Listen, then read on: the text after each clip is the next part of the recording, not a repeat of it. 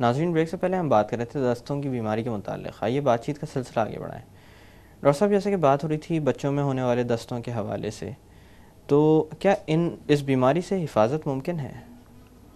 ہاں بالکل ممکن ہے. اور اگر ہم اس بیماری کے دیکھیں کہ کس وجہ سے ہو رہی، کوزز دیکھیں کیوں ہو رہی ہے، جیسا ہم نے پہلے ذکر کیا ہے، اگر ہم سب چیزوں کو کنٹرول کر لیں تو بیماری کنٹرول ہو جائے گی. اس میں سب سے امپورٹنٹ چیز ہے پانی. بہت آسان ہے بوائل کرنا.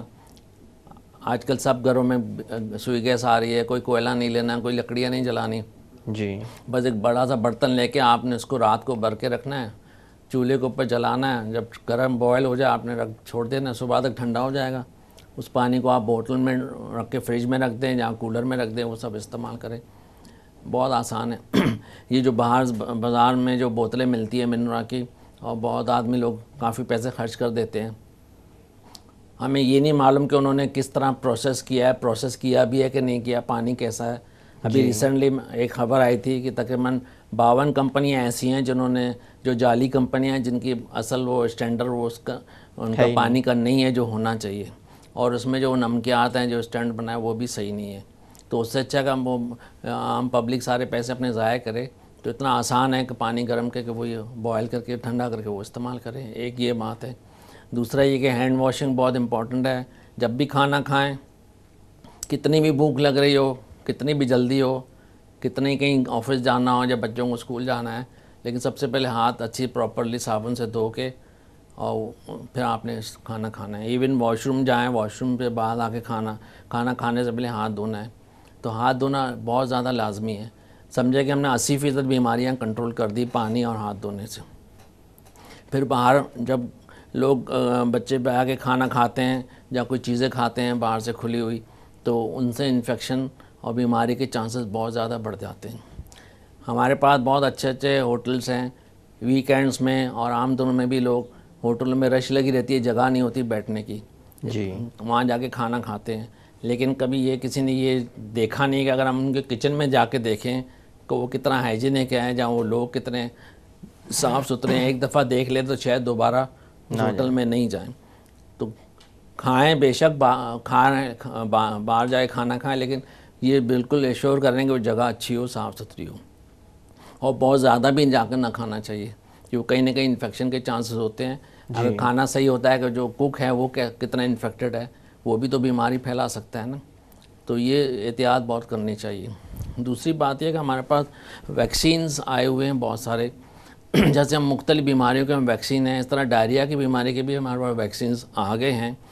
کچھ وقت پہلے اتنے افیکٹو نہیں تھے، لیکن ابھی 2009 سے جو ویکسین آ رہے ہیں ہمارے پاس تو وہ بہت ہی افیکٹو ہیں. تو ہم بچوں کو 2 مہینے کی عمر میں لگاتے ہیں. جی. کافی ایکسپینسو ہیں، سب لوگ لگوا نہیں سکتے. لیکن اگر ہم یہ اسیس کریں کہ اگر ایک بچہ بیمار ہوتا ہے، ہاسپٹل میں داخل ہوتا ہے اور اس کے کافی اماؤنٹ پیسے خرچ ہو جاتے ہیں اور پریشانی الگ ہوتی ہے، تو اس کے مقابلے میں یہ جو پیسے ہیں ویکسین کے کچھ نہیں ہیں. تو ابھی بھی میں ایڈوائز کروں گا کہ جتنے بھی لوگ ہیں اپنے بچوں کو اور انفینٹ کو جو 2 مہینے کے ہو گئے ان کو اپنے ویکسین لازمی لگوا لیں. تو بچہ بہت حد تک، یہ ویکسین روٹا وائرس کے اگینسٹ ہوتا ہے کیونکہ 60-70% اسی بیماری سے موشن ہو رہے ہیں. اگر اس کو ہم کنٹرول کر لیں ویکسین سے تو بہت امکان ہے کہ بچے کو موشن نہیں ہوں گے. ڈاکٹر صاحب، آج کے موضوع کے حوالے سے کوئی پیغام آپ عوام کو دینا چاہیں گے؟ یہ سارے ڈسکشن میں ایک ہی مین چیز جو سامنے آتی ہے نا، وہ پانی ہے. آج کل پانی کا بہت ذکر ہے، ہر جگہ پانی اویلیبل ہے بوتلوں میں. تو میں یہی پیغام دوں گا کہ آپ گھر میں جو بھی پانی لائن کا آتا ہے، یا اگر آپ باہر سے پانی میٹھا پانی لا رہے ہیں، کیونکہ بہت سے گھروں میں میٹھا پانی نہیں ہے، کھارا پانی ہے. اگر پینے کے لیے میٹھا پانی آ رہا ہے تو اس کو ہر صورت میں آپ نے ابالنا ہے.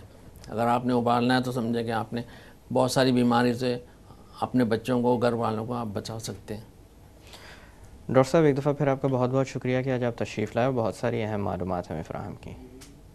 مہربانی. تھینک یو بلانے کا آپ نے. ناظرین، پروگرام کے اختتام پہ جو بات میں آپ سے کرنا چاہوں گا وہ یہ ہے کہ جیسے کہ ڈاکٹر صاحب نے فرمایا، پانی ایک طرف جہاں پر ہمیں زندگی دیتا ہے، وہیں پر دوسری طرف بے شمار بیماریاں بھی دے سکتا ہے. اس لیے پانی کے استعمال میں خاص خیال رکھنا چاہیے کہ جو بھی پانی آپ پئیں وہ صاف ہو.